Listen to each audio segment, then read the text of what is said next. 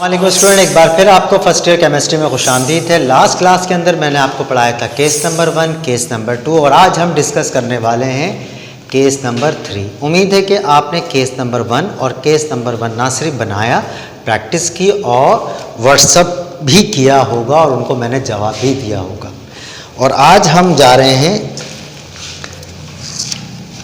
यहाँ पर लिखने जा रहे हैं केस नंबर 3।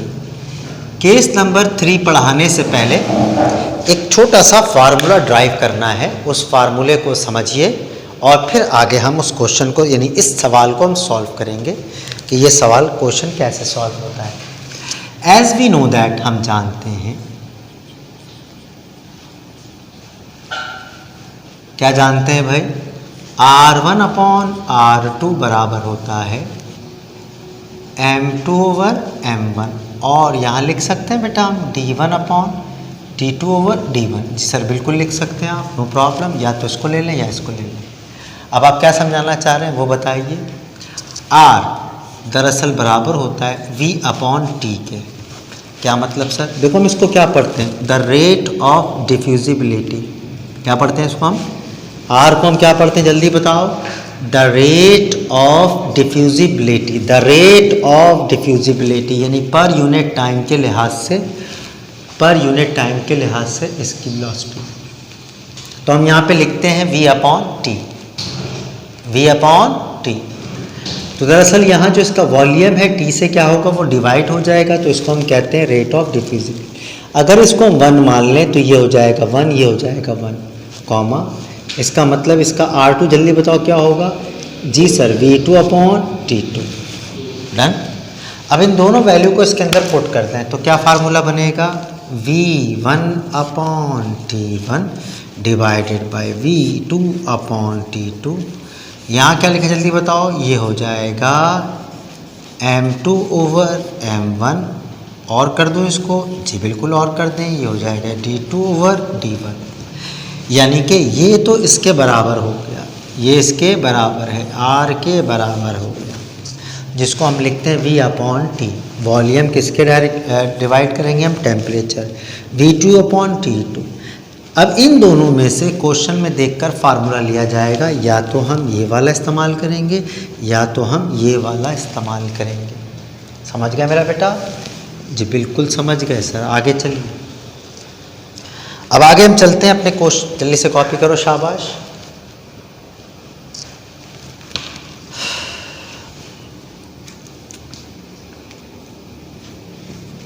चले भाई नेक्स्ट क्वेश्चन देखते हैं, लिखते हैं। क्वेश्चन नंबर यहाँ पर हम पढ़ते हैं, क्वेश्चन नंबर ले लेते हैं 55, right. Carbon dioxide gas 10 second effuse from a hole of 10 decimetre cube container. इसको मान लो, ऐसे जनरल नॉलेज के लिए इसको मान कर चलो, इस कंटेनर का जो वॉल्यूम है वो है 10 डेसीमीटर क्यूब। ठीक है सर, आगे बताइए। कार्बन डाइऑक्साइड यानी कि T4CO2 it takes 10 second effuse from the a whole of 10 decimeter cube container. How long would it take to oxygen to effuse from the same container? Same pressure, यानी कि क्या मालूम करना है इसका, ऑक्सीजन गैस का ये टाइम मालूम करना है, कितना वक्त लेगा। सर इसके अंदर गिवन में दो ही चीज़ें हैं, अगर याद रहे एक बात काम की याद रहे मेरा बेटा, कि अगर ये वॉल्यूम नहीं दिया जाता तो इसका मतलब इन दोनों का वॉल्यूम क्या होता, सेम होता। तो हम अपनी मर्ज़ी से इन दोनों में से कोई सा भी वॉल्यूम ले लेते, क्योंकि क्वेश्चन के अंदर यहाँ पर दिया हुआ है V = 10 डेसीमीटर क्यूब, तो इसलिए हमने यहाँ पर वॉल्यूम को क्या लेना है, 10 डेसीमीटर क्यूब। आइए जनाब, अब हम इस सवाल को सॉल्व करने से पहले लिखते हैं गिवन, कि हमें दिया हुआ क्या है। चलो भाई क्या दिया हुआ बताइए। सर हमें इस क्वेश्चन के अंदर जो चीज़ गिवन है वो ये है, सबसे पहले हम यहाँ लिखते हैं टेम्परेचर, T टाइम हमें दिया हुआ है 10 सेकेंड। अच्छा एक बात बताओ सोच समझ कर, इस क्वेश्चन के अंदर अगर टेम्परेचर का जिक्र करता तो यहाँ पर कोई टेम्परेचर का काम था, जवाब जी नहीं। अगर यहाँ प्रेशर का जिक्र करता तो यहाँ कोई प्रेशर का काम था, जवाब जी नहीं, क्योंकि आपको टाइम मालूम करना और टाइम के लिए ये दो चीज़ें रिक्वायरमेंट है और ये आप मालूम कर लेते हैं। इसी तरीके से यहाँ पर क्या दिया हुआ है, इसका वॉल्यूम, वॉल्यूम दोनों का है, इसलिए हम क्या लिखेंगे यहाँ पर 10 डेसीमीटर क्यूब, यानी कि दोनों चीज़ें 10 डेसीमीटर ऐसे के। मालूम क्या करना है sir, TO2 is equal to what, solution. समझ गए। अब यहाँ पर हम जानते हैं as we know that, formula क्या है सर, सर हम इसका फार्मूला लिखेंगे इसका फार्मूला लिखेंगे R इज इक्वल टू, याद आया, M/M।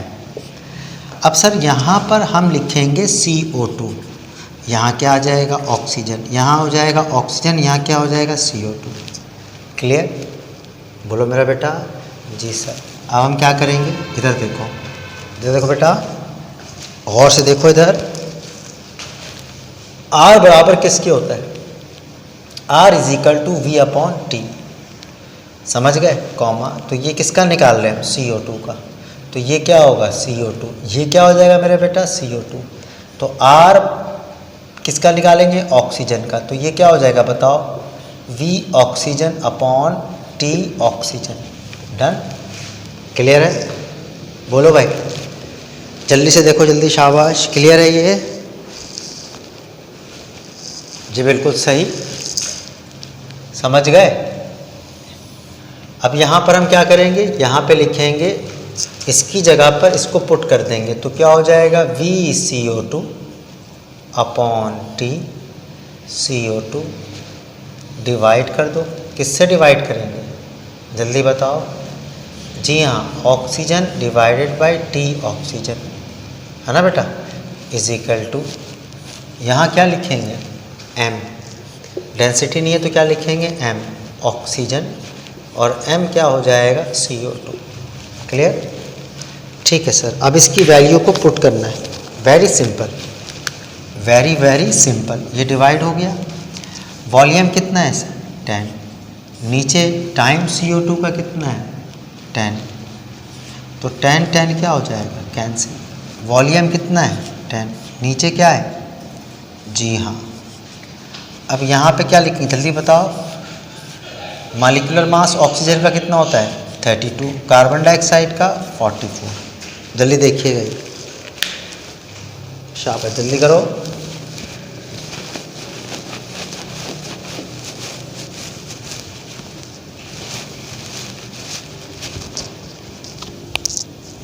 जल्दी लिखो, शाबाश।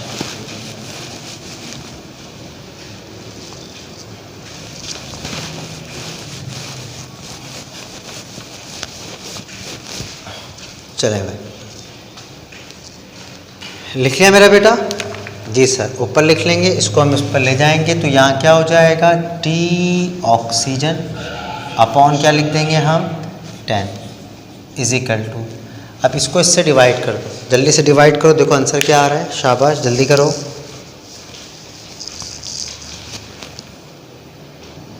समझ गए भाई।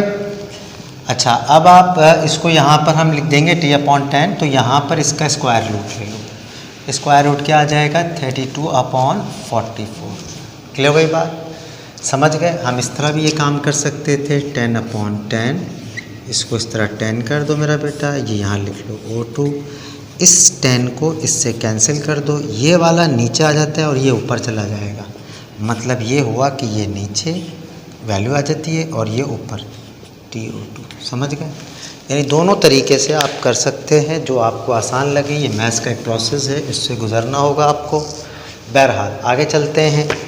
आगे साहब कहते हैं कि अब इसको कैलकुलेट कर लो, तो कैलकुलेट कैसे करेंगे ज़रा देखिएगा।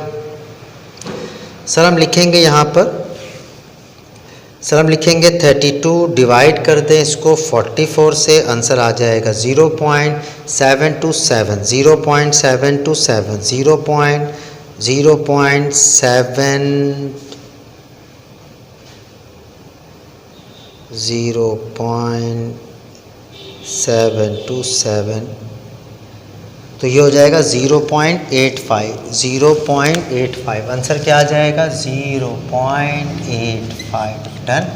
अच्छा यहाँ पर क्या है TO2, समझ गए, क्लियर। तो यहाँ पर क्या आ जाएगा 10, कोई प्रॉब्लम नहीं सर। नीचे 1 लिखा हुआ है, क्रॉस मल्टीप्लाई, इसको उधर ले जाए इसको उधर, तो ये हो जाएगा T oxygen 0.85 multiply by 10, divide कर देंगे किससे, कोई ज़रूरत नहीं डिवाइड करने की सर, क्योंकि नीचे कुछ लिखा हुआ नहीं है, बस इस सब को इनको मल्टीप्लाई कर दें। तो अगर हम इसको इससे मल्टीप्लाई कर देंगे तो इसका आंसर जल्दी बताइएगा क्या होगा सर। इसका आंसर आ जाएगा 0.85 को मल्टीप्लाई कर दें 10 से, तो 8.5 आंसर क्या आ जाएगा इसका बेटा 8.5।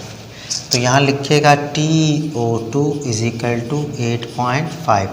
नीचे यूनिट्स में क्या लिख देंगे हम, सेकंड, यूनिट में क्या लिख देंगे हम, सेकंड। अब एक बार फिर इस क्वेश्चन को दोबारा मैं दोहराता हूँ, आप इत्मीनान से ज़रा सुनिएगा। सबसे पहले सर हम इस कंटेनर के अंदर 2 गैस हैं, एक गैस का नाम है CO2, एक गैस का नाम ऑक्सीजन है। कह रहा है इस कंटेनर से निकलने में ऑक्सीजन कितना वक्त लेता है, 10 सेकेंड। तो बताओ ऑक्सीजन कितना लेगा, देखो इसका कितना होता है 44, इसका कितना होता है 32, समझ गए। तो ये गैस का मास क्या है, ज़्यादा, तो ज़्यादा मास है तो टाइम भी क्या लगेगा, ज़्यादा लगेगा, ज़्यादा मास है टाइम भी ज़्यादा लगेगा। और इसका मास क्या है, कम, तो टाइम भी क्या लगना चाहिए, कम लगना चाहिए। तो आगे चलते हैं हम, इसका मास, इसका 10 सेकेंड और इसका मालूम करना है वॉल्यूम, तो दोनों का क्या होगा, हमेशा बराबर ही होगा, रेस हमेशा बराबर से ही लगती है। सर ये देखिए, ये गिवन में ये दिया हुआ है, वॉल्यूम दिया हुआ है, T2 मालूम करना है, as we know that RC/2। इसकी जगह पर हमने इस वैल्यू को चेंज कर दिया, V/T, V/T, दोनों की वैल्यू 10 10 है और 10। आप क्या बताया मैंने आपको, गौर से देखना, सबसे आसान तरीका 10 डिवाइडेड बाई 10, समझ गए। ये इससे कैंसिल कर दो, ये वाला नीचे चला जाएगा, ये इसके ऊपर आ जाएगा, तो आंसर क्या बन जाएगा T2/10। और ये इसको इससे डिवाइड करेंगे 0.85, ये अपनी जगह पर है। यहाँ पे क्रॉस मल्टीप्लाई होगा, ये इधर चला जाएगा, ये इधर आ जाएगा, 1 लिखते नहीं है, तो ये ऐसे ही रहेगा। इसको मल्टीप्लाई कर देंगे, आंसर आ जाएगा 8.5 सेकेंड। क्या आ जाएगा 8.5 सेकेंड। जल्दी लिखिएगा,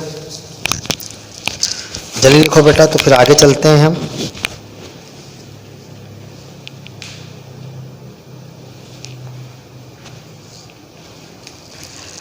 चलिए भाई एक और क्वेश्चन की तरफ चलते हैं,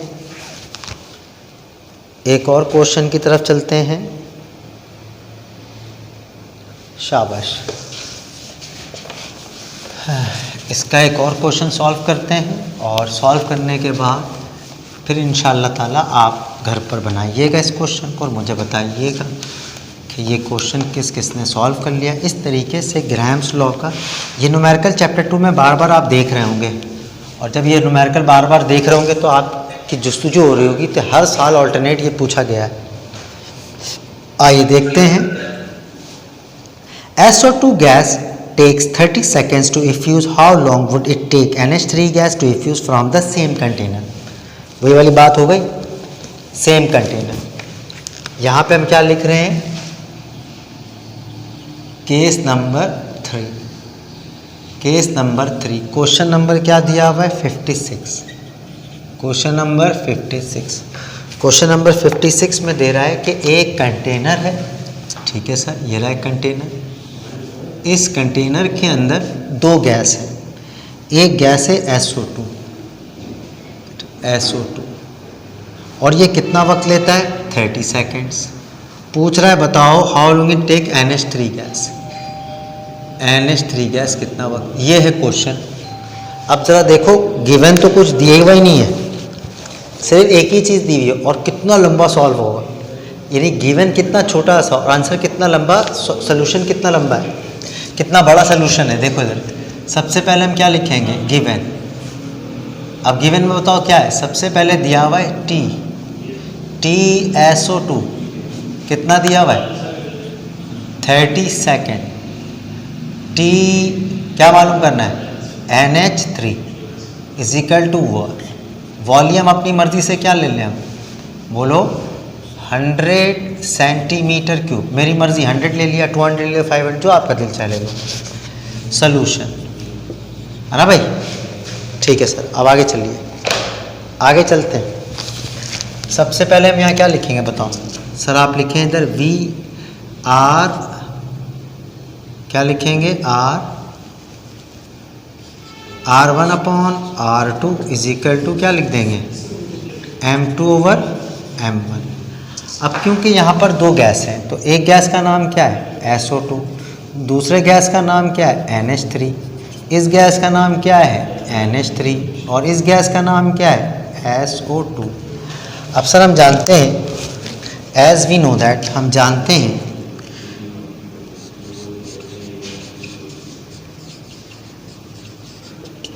क्या जानते हैं भाई सर? R ये कहलाता है रेट ऑफ डिफ्यूजिबिलिटी SO2 का। तो ये बराबर किसके होता है? वॉल्यूम किसका?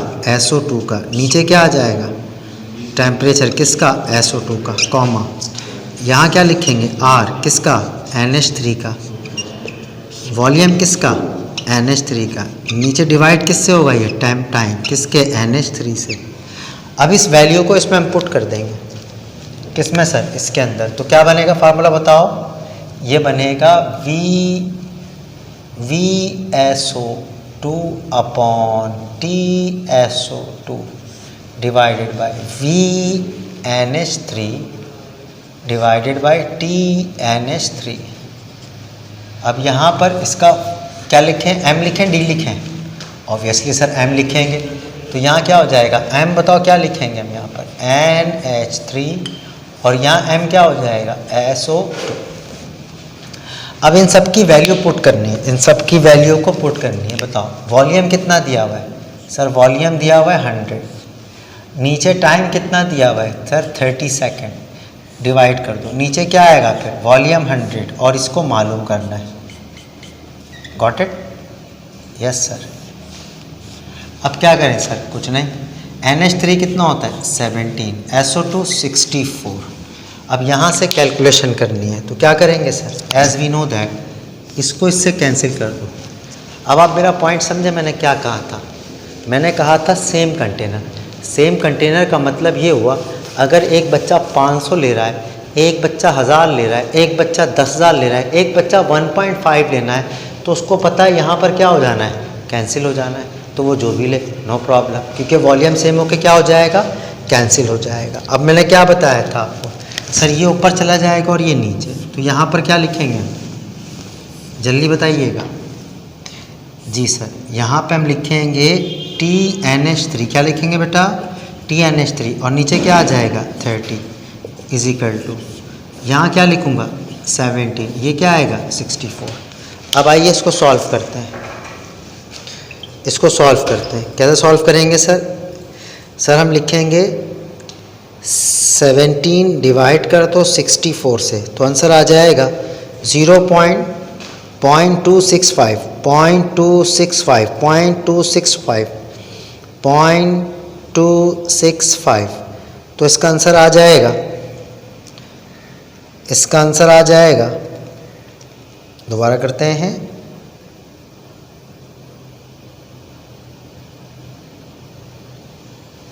0.265। क्या लिखेंगे? 0.265, और इसका आंसर है 0.514।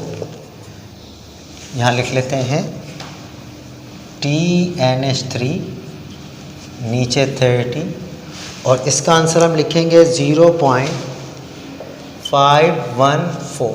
राइट, नीचे क्या आएगा? 1। इसको इससे मल्टीप्लाई कर दो तो ये अपनी जगह पे रहेगा। ऑफ कोर्स सर, 0.514 को मल्टीप्लाई कर दो 30 से। अब यहाँ पर जो भी आंसर आए TNH3, ये आंसर जो भी आएगा वो इसको मल्टीप्लाई करके यहाँ लिख दो। चलो भाई मल्टीप्लाई करते हैं सर, इसको मल्टीप्लाई कर देते हैं। 0.514 को मल्टीप्लाई कर दो 30 से, तो आंसर आ जाएगा 15.4, 15.42। किताब में चेक कर लेना 15.42। अगर आंसर ऊपर नीचे हो तो आप इसको चेंज कर लेना, सही कर लेना, एरर को दूर कर लेना। इसका आंसर यहाँ पे दिया हुआ है NH3 का 18, जबकि इसका राइट आंसर कितना है बेटा 15.42। इसका राइट आंसर कितना है 15.42। जल्दी शाबाश, जल्दी से कॉपी करो।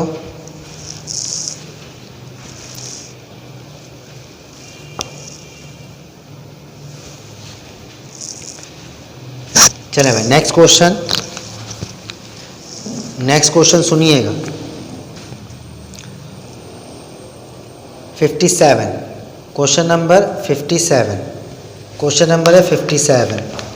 Helium gas takes 5 seconds to effuse from whole of 10 decimeter cube container. How long would it take for 10 decimeter cube SO2 gas? अब देखो जानबूझ के ऊपर भी 10 डेसीमीटर क्यूब, नीचे भी 10 डेसीमीटर क्यूब, हमें पता है सर, नो प्रॉब्लम। वॉल्यूम यहाँ पर क्या होना चाहिए, सेम होगा। एक दफ़ा लिखिए चाहे 2 दफ़ा लिखिए, वॉल्यूम क्या होगा, सेम होगा। आगे, if use from the same container at the temperature and pressure, same temperature and pressure. समझ गए, बना लोगे ये? बोलो भाई। यस सर, हम बना लेंगे, बिल्कुल सही, बना लीजिएगा, ठीक है। अब इनके जितने भी क्वेश्चन हैं ये सारा मुझे आप सॉल्व करके मुझे आप दीजिएगा बनाकर, राइट बेटा। Try to solve all questions. आसानी के साथ सारे सवालात ये आपसे बन जाएंगे, बिल्कुल रिलैक्स होकर सारे बनाइएगा, ठीक है। और इंशाल्लाह बन जाए तो मुझे आप व्हाट्सएप कर दीजिएगा, एक नज़र मुझे भी दिखा दीजिएगा। अपना ख्याल रखिएगा, अल्लाह हाफ़िज़।